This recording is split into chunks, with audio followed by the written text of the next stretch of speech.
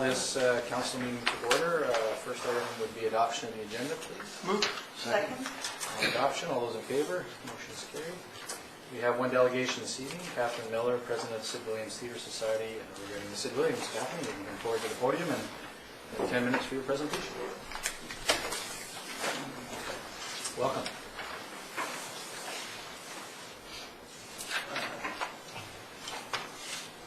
Good afternoon, Mayor Ives and Comox councillors. I'm Catherine Miller, and I'm President of the Sid Williams Theatre Society. With me today are directors Tim Krutzman, Bob Heron, and Gail Limber, and General Manager of the Theatre, Deborah Rands. Thank you for your time today. We greatly appreciate that. On behalf of the Society, thank you for the $15,000 in funding you provided in 2012, a generous increase from previous years. We're here today to update you on our current operational and financial status and to explain our needs for continued support in 2013 and beyond. I'm going to give you a condensed version of the handout that we gave you tonight, and I'd ask you and encourage you to read the full presentation. The past year was a baseline year in many ways for the Sid Williams Theatre Society. It was the first full year of working with the structural and regulatory changes that we implemented in 2011. And the first year when the impact of increases in rental rates, ticketing fees, and other recoverable expenses and technical and client services were in full effect and could be measured. It was also the first year where changes to not-for-profit status requirements for user groups were enacted. Predictably, adjustments were required through the year, but overall, the new operating structure worked as expected and worked, for the most part, extremely well. Further adjustments in 2013 will complete the operational overhaul of 2011 and allow us to concentrate on growing community participation in the Society and increasing bookings. Despite not meeting all of our budget expectations, the SID is in improved financial shape from when we met you a year ago, and this is due to three main factors. First, early in 2013, we knew that our increases in management fees and local government grants would be at least $37,000 less than what we had requested. This created another round of deferred training, postponed equipment updates, extra hours for management to minimize overtime and part-time wages, and no cost of living increases for any of our staff.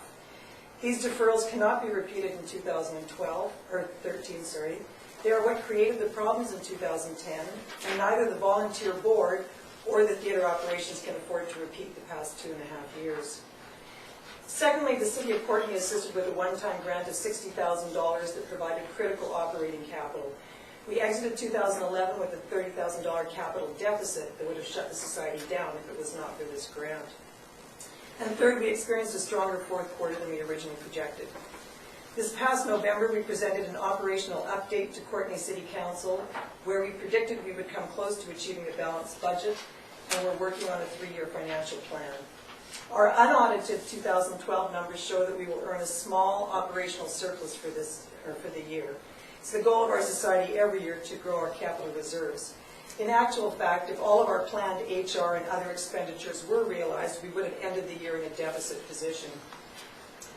In achieving any surplus under the circumstances, we believe we have shown that we are good stewards of public funding and have rebuilt an operation that with our adjustments this year and adequate funding can fulfill its mission and service the needs of the Comox Valley into the foreseeable future. We've learned many lessons in dealing with the challenges presented to the board, the Society, and the community as a whole over the last 3 years.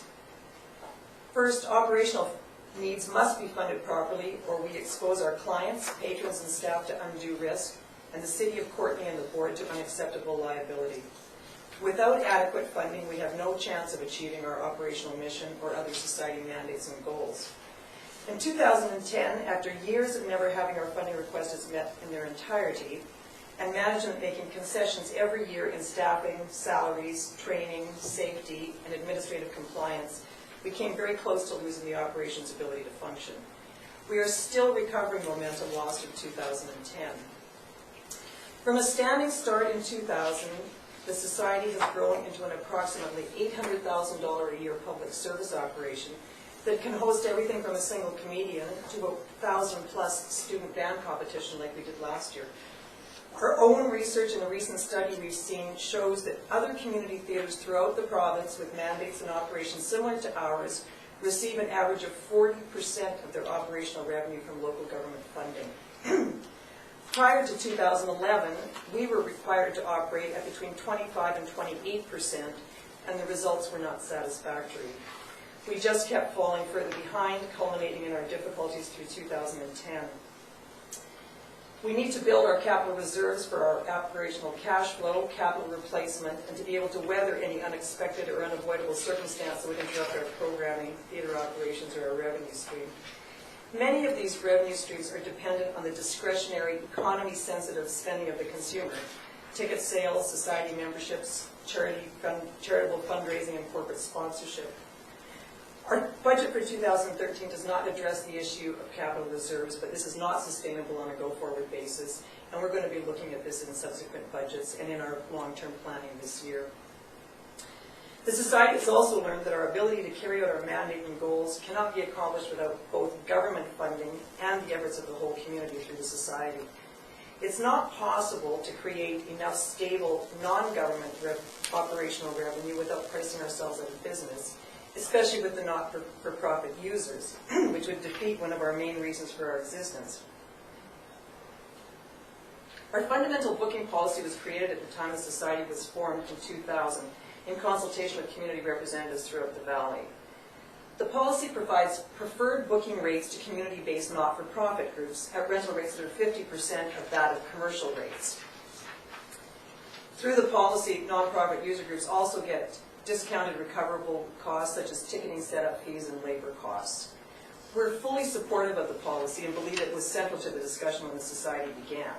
So when you support the Society, you support the entire citizen membership of the many very not-for-profit performing arts organizations in the Valley. The Society derives our revenue from three major sources. First, from operations. Part of the Society mandate is to promote the performing arts by bringing a variety of national and international acts to the community that would not likely be performing in the Valley otherwise. Through the Sid Williams Theatre Society Presents, we provide a significant portion of the revenue to the theatre through sales on our own shows and presentation grants provided by various levels of government. We also create revenue through memberships, donations, and corporate sponsorships, and these are areas that we intend to grow on a go-forward basis. We set policy for and have increased general operational revenues from a number of sources, including ticketing fees, rental rates, and other recoverables, which have increased over the last year. Further increases in not-for-profit user group rental rates will be implemented this year as part 2 of a 3-year 30% increase phase-in. Secondly, we get contributions from the City of Courtenay. Sid Williams Theatre is bricks and mortar in history. As the facility owner, the city provides all the landlord services, including building upkeep, annual maintenance, exterior maintenance, and building security. In 2012, the city also contributed additional funds to support our new branding efforts, including signage, which has received a lot of positive feedback. Wishing to operate the theatre as a community partnership, the Society was formed and contracted by the City of Courtenay to create and govern the theatre operations. As part of this contract and a signatory to the booking policy, the city provides an annual management fee that we have asked to be increased for 2013. The board concedes that a large portion of the economic benefits generated by the theatre's operation accrue to the city, and in particular its downtown core. However, they are not the sole beneficiary. Increased tourism, spin-off to many Valley businesses, and employment throughout the Valley all result from activity at the theatre. We believe that we have a positive economic impact for the entire region. And third, we have what we call Comox Valley Recreational Culture Funding. We're here today primarily to discuss what the board believes is an asset to the citizens of the entire Comox Valley, and that's the Sid Williams Theatre Society and its professional operation of the theatre and execution of our artistic mandate. We are requesting that approximately 15% of our annual revenue come from what we're calling Comox Valley Recreational Culture Funding, which currently are discretionary grants from the City of Courtenay, the Town of Comox, and the Comox Valley Regional District. It might be redundant to use the term recreational culture, since recreation is such a large part of what we in the Valley consider culture, but the term speaks to a broader definition of recreation beyond participation in sports or outdoor leisure activities. If you sing, play music, dance, or act, it's recreation. If you build a set, make costumes, do hair and makeup, or direct a performance, it's recreation. If you buy tickets and attend many of the performances that appear at the theater, that too is recreation. We believe that our operation of the theater is as important to the physical, mental, and spiritual well-being of the Valley citizens as any other recreational facility operation. The Board of Directors considers it self-evident that the theater is a regionally used facility as the only soft-seat theater of its size and scope in the Valley. It's difficult to measure exact usage without a full postal code study, but our own research and tracking indicates that patronage through ticket sales has a correlation to population statistics for the Valley. We know that our not-for-profit user groups are made up of residents from everywhere in the Valley, as is the board itself. We believe that this portion of our funding should be aligned more equitably among the three governments who provide grants to the society for the benefit of their citizens. Last year, we requested $20,000 from the town of Comox, using population statistics from the 2011 census. This year, that number would be approximately $25,000, proportional to the total amount that we've requested from all three governments. If we receive the same amount of funding and management fees and local government grants as we received in 2012, we will have an operating budget shortfall of $35,000 to $40,000 on an annual break-even basis. This is the same amount as our funding request shortfall from 2012. As well as the monetary request, we'd like to address the issue of the process for obtaining funding.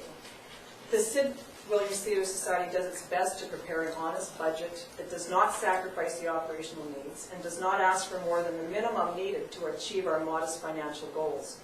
Beyond management fees, every year we approach each government separately for what are essentially discretionary grants that could disappear or be reduced in any year, and every year we receive less than we request.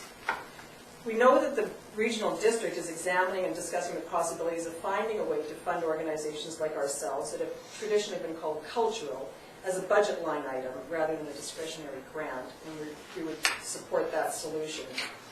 We're working on a long-range plan that would include a funding formula that would allow us to stabilize our budgeting process and remove the necessity of yearly requests and us coming back to you every year for discretionary funding.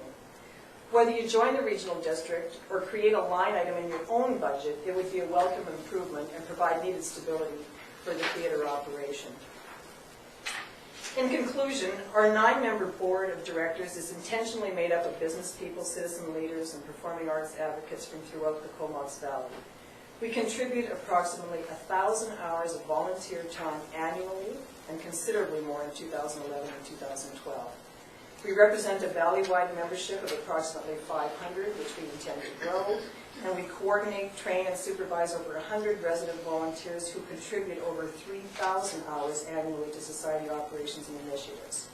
We hosted 34,000 patrons in 2012, and we're booked for 225 days. We work with many of our community not-for-profit performing arts groups and are sensitive to their needs and financial capacity. We're staffed by and serve citizens from all areas of the Comox Valley. We believe we speak for a significant cross-section of Valley citizens in advocating for the value of a professionally operated regional performing arts facility and the Sid Williams Theatre Society's mandate. The SID Board of Directors, our management staff and volunteers believe that the society, its operations, and our personal commitment constitute an important public service to the entire Comox Valley, and we hope you'll agree with that. We have a real need for your support in 2013 in the amount requested, and hope you will consider carefully our position regarding the Sid Williams Theatre Society's value to all Valley citizens. We ask you to invest in the society on behalf of yours. Thank you very much for your time and attention today. If there's any questions, I'm happy to. Any questions from members of council at this time? Yeah, go ahead, Barbara. I'd like to say you do an excellent job, and I managed to see a couple of sections last year through the pantomime. When you mentioned you have 225 days booked in a year, do you see that as a capacity given people only attend the theatre at a certain time? Or is that an area that could grow? Well, we're going to try and grow that some. That's already a pretty high usage, to be honest, for a theatre, because we need some days for maintenance and different things like that. So it's not possible to be open 365 days a year. But that is one of the areas that we intend to grow. We're going to focus on increasing that, increasing our membership, and trying to increase sponsorships this year. We've spent the last couple of years trying to get the operation on an even keel, and so now we're going to focus our attentions at some of these other avenues for gaining revenue. Okay, Councillor Grant. Yeah, I wonder, could you just be clear? I was reading through here, and it says you requested 20,000 last year, and then it goes on to talk, and it says if we use the census, it would be 25. So how much are you actually asking us for? 25,000. 25,000. Thank you. All right. Seeing no further questions, we will be carrying on with our budget deliberations over the next number of weeks. So thank you for your presentation. Thank you for your time. Appreciate that. All right, moving on to minutes of meetings, we have for approval the December 5th regular meeting of council minutes. Move receipt. And on approval then, all those in favor? Motion is carried. Committee of the whole of December 12th, the minutes are there for receipt. Move.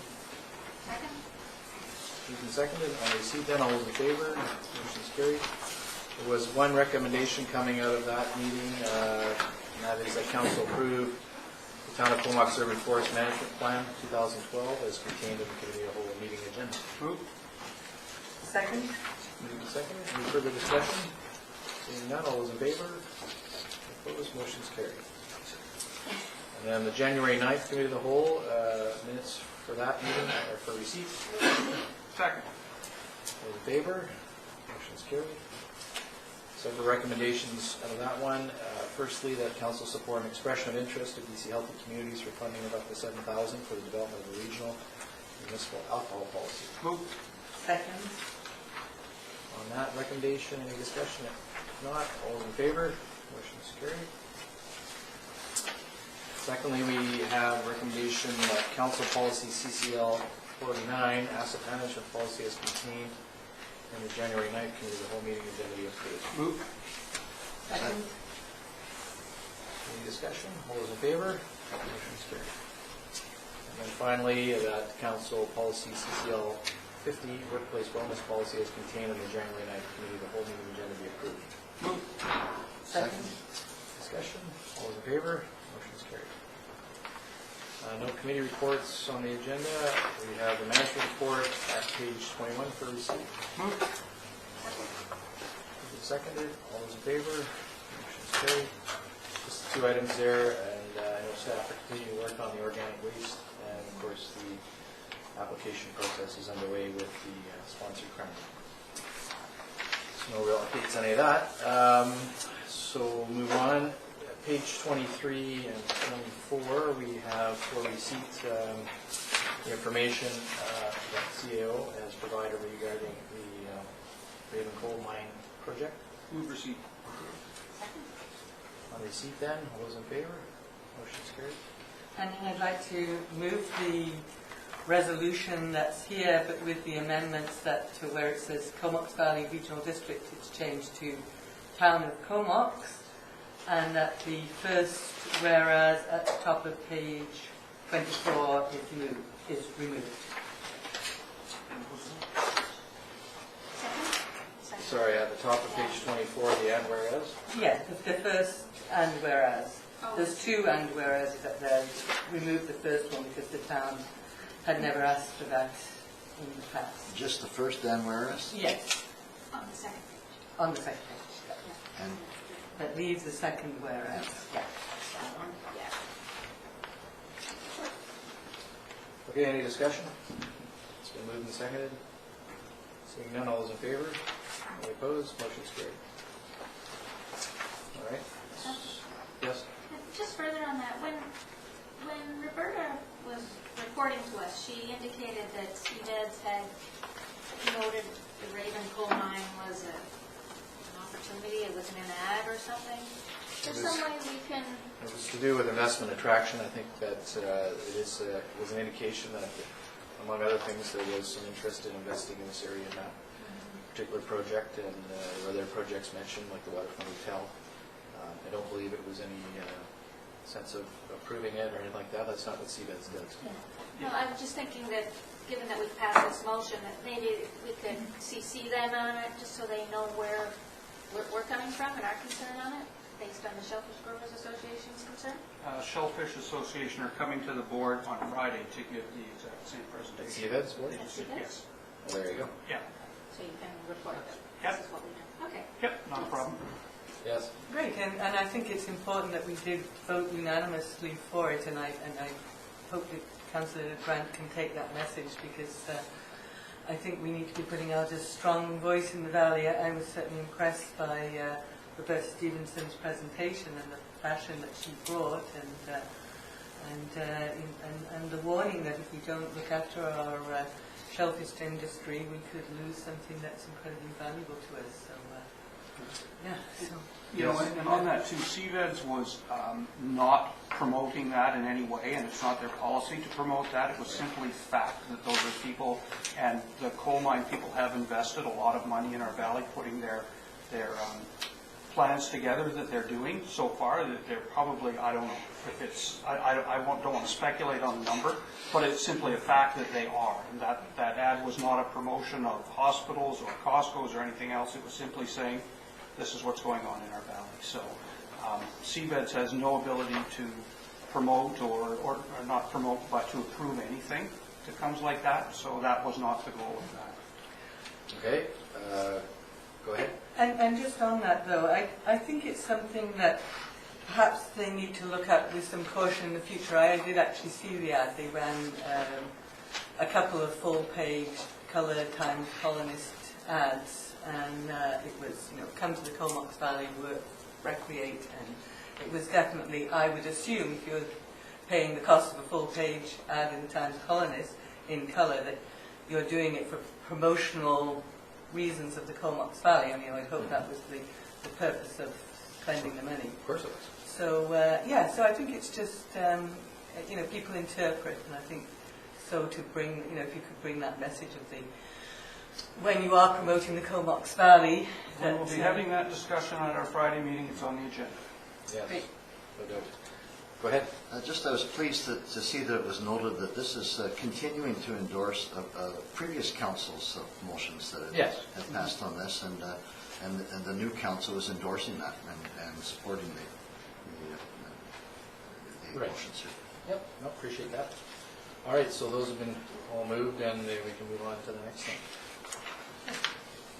Special reports, that's just a rising report initially there regarding the CMHC seed funding, for an affordable, accessible housing project. Mr. Lawson brought to us, and that's just to advise people that that's what we've done, and letters have been sent to Mr. Lawson accordingly. The CVRD minutes that we have for receipt are the board of December 11th, and hospital board of November 8th, and the solid waste of November 8th. So I'll move all of those. Thank you. Second. On receipt then, all those in favor? Motion's carried. Okay, no bylaws or new business. We have correspondence at page 53, a letter and a request from that president of the region for support for seed funding grant application. Move receipt and write a letter of support. Second. All right, and again, I guess perhaps on that I would just suggest that we have the same wording that we had with respect to Mr. Lawson in that third item where we say that it should not be interpreted as approval of any zoning amendment or development permit that would be required for such a project. That's great. Okay. So with that, all those in favor? Motion's carried. We have from the regional district a referral here on the regional growth strategy preliminary financial plan, and they've been asked to forward this to member municipalities. We do have also Jeff Garbutt, who's the executive manager of strategic and long-range planning, here to answer any questions that members of council may have. I guess I turn over to initially Councillor Fletcher, one of our RD reps, just to explain what this is all about. Thank you. So the regional growth strategy is a function at the regional district that the town of Comox participates in. And although there is some idea that the regional growth strategy has been completed, there is still ongoing work, and there is a review that is expected in 2016 where we review the work and what has happened in the valley. So in looking at the report, you can see there's some funding which is put into a reserves fund to ensure that when that review time comes along, there are monies available for that. And there's also some monies allotted for the ongoing work. I think what we're looking for is clear direction from the council to support or not support, or to give us clear direction on where they would like the regional growth strategy support from the town of Comox to be. We're talking about a financial... Yeah, on this financial. And personally, I can't stress enough that we are the regional district when we go to that table, and we own this document just like the Village of Cumberland, Area A, B, or C, and we were mandated to do this work by the province, and the work has been done, but it also continues to be done. That's, I think, important to recognize that there is still work ongoing. So, welcome any questions or Good. and their staff. Councillor Price? So I can defer. So it's looking at 30,000 being proposed for 2013. Is that going into the reserve fund for future review of the growth strategy? And I just wondered, Jeff, and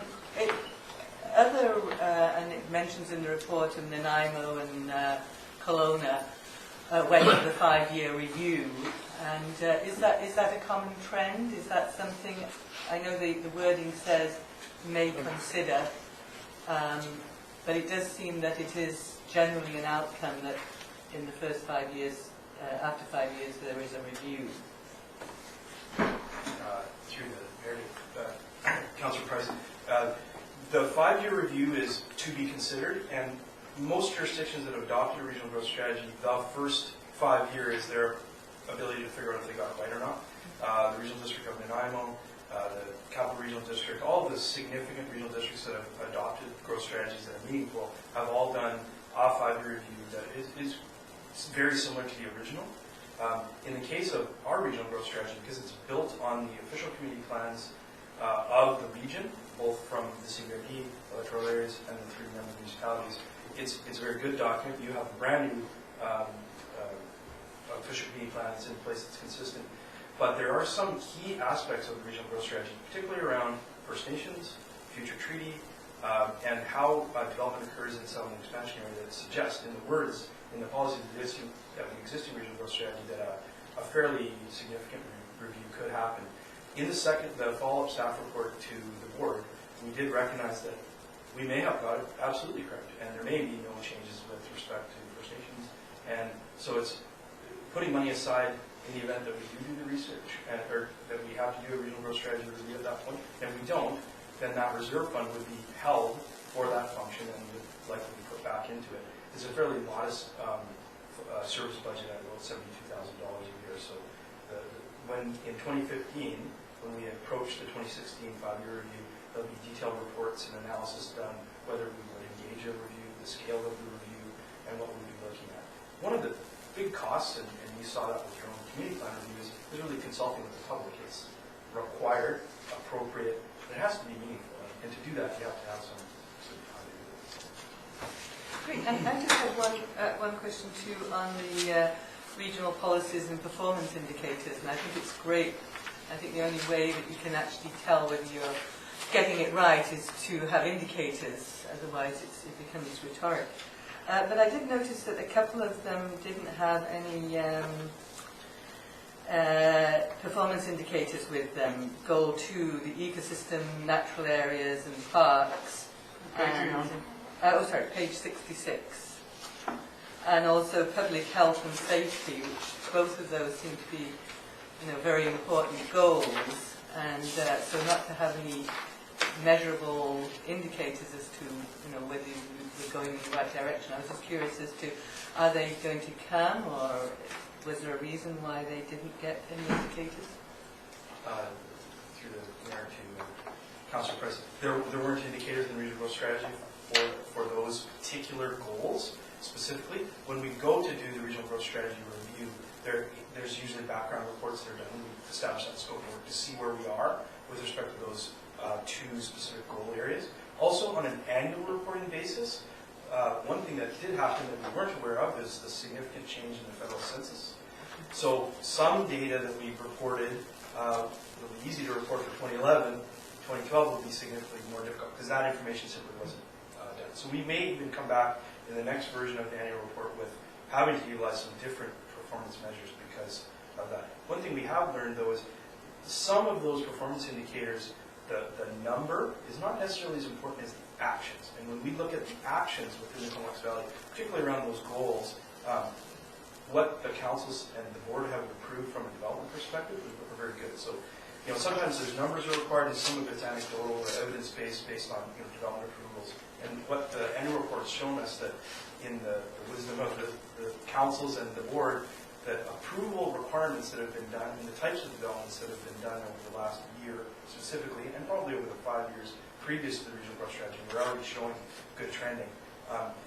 We're doing the right things. We're building on the right things, and all of the indicators that we reported on were showing positive. But I'm not sure what the 2012 will look like because of changes with the census, and we do our very best. Within we don't really have a lot of resources to do this, so we're able to report back on what we're able to find out.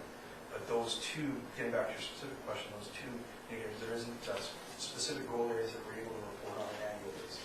But you could look at adding some, I was just thinking, increase in parks would be a measurable, or loss of ecosystems, or gaining, generally loss is the area, are all measurable. So yeah, we don't have baseline data specifically on that, so we're limited on reporting on what we have, and we don't have the ability to go out and gather a whole additional areas. Every jurisdiction has environmentally sensitive area development permits, and we've embraced the principles that we've been hearing for many years through our environmental groups. And as you see in the developments that come forward to you, there is some information on that, but that's good feedback, and I think through the staff contact that we have on the regional growth strategy, we'll be able to look at some of those issues. And on the public health and safety, you might want to talk to the Social Planning Council. We're updating the quality of life report, which speaks to... So I could say that the policies contained within the public health and safety section, if you take a look through them, they're focused on protective services and various things like that. So we'd only be reporting back on generally kind of the policy areas that are within that growth strategy policy, and the quality of life survey I'm familiar with is kind of exactly in line with what we're talking about within that specific section of the regional growth strategy.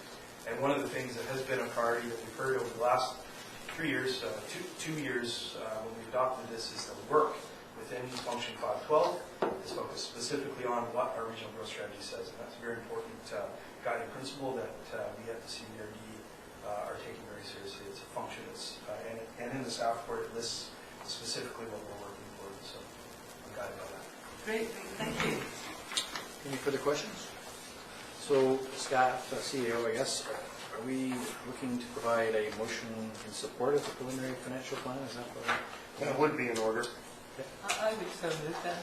okay. So a motion to support the preliminary financial plan for the regional growth strategy has been moved. Second. Second, any further discussion? Seeing none, all those in favor? Motion's carried. Thank you, Mr. Garbett, for attending. We'll forward that information back to the regional district. At page 83, we have the letter and request from the Avenue Bistro for 2-hour parking. I would move that we refer this back to staff. I know they're doing some work on this currently, and they could maybe report back to us when they have a solution.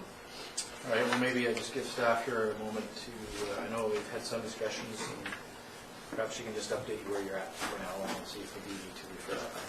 Please.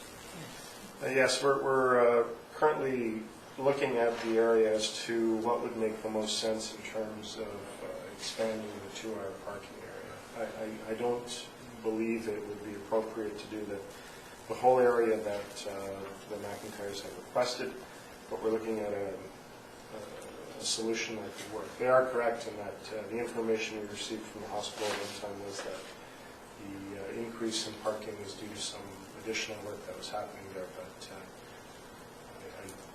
that's long since passed as far as I understand it. It should be reduced. So we will be putting in some additional restrictions in the area. And we can report back to council as to what actions we've taken. Okay, so a motion, I guess, then for a staff report would be in order. Is there a second for that? Second. Discussion?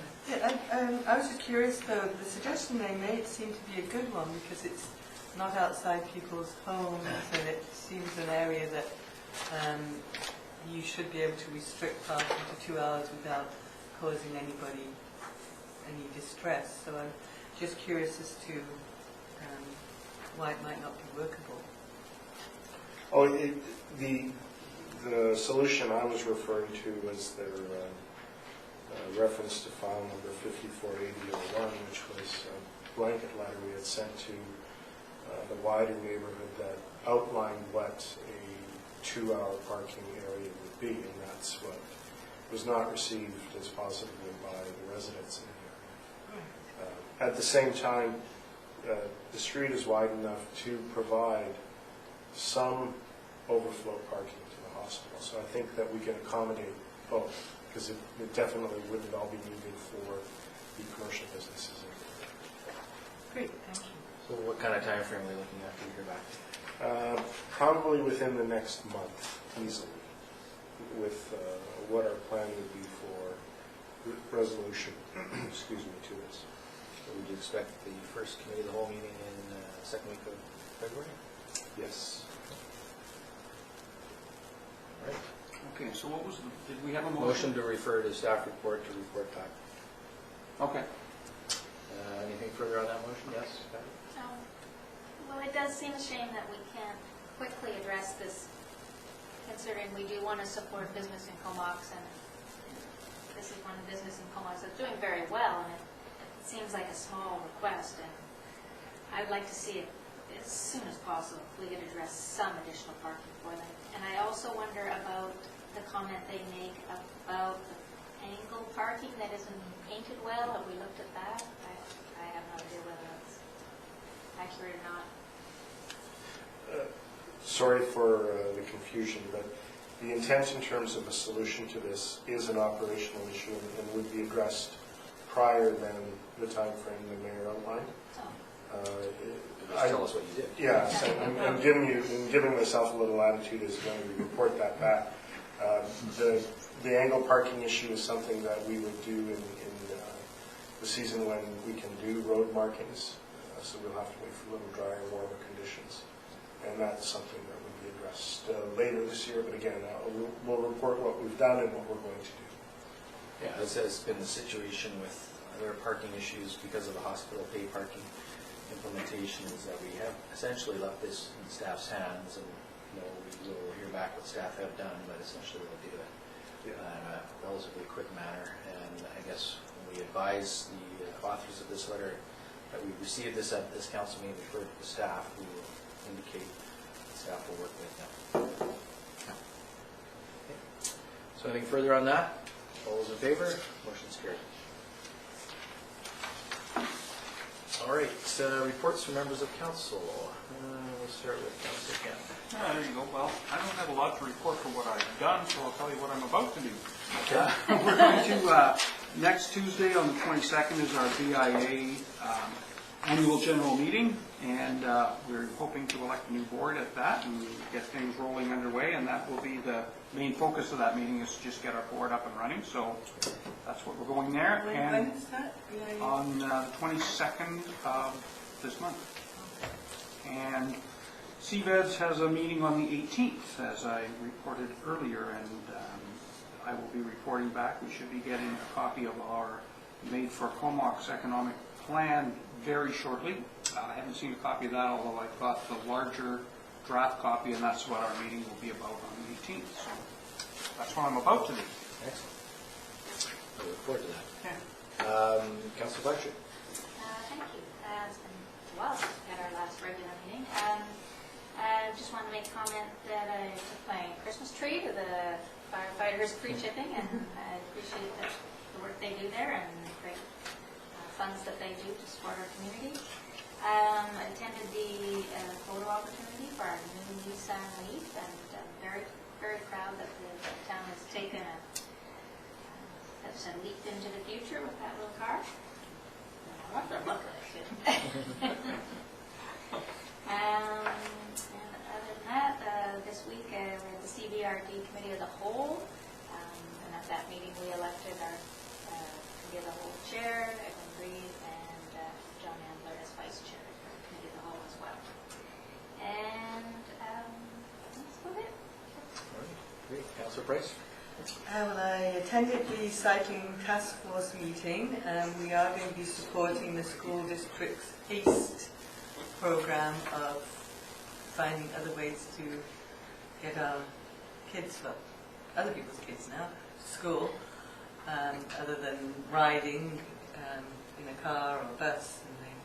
And so we had some seed money that we are going to direct their way for this upcoming year, and hopefully we can get something off the ground in 2013. I did meet with the Social Planning Council Chair to discuss the proposed Quality of Life report, which we're going to be doing this upcoming year.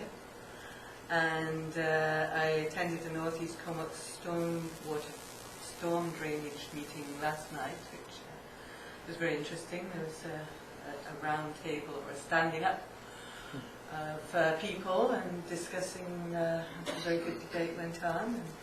And I also concur with Councillor Fletcher on our new car. I think that we'll get some good mileage out of it, and I'm just so impressed that it's so cheap to run. I won't dare drive it, so it won't be me.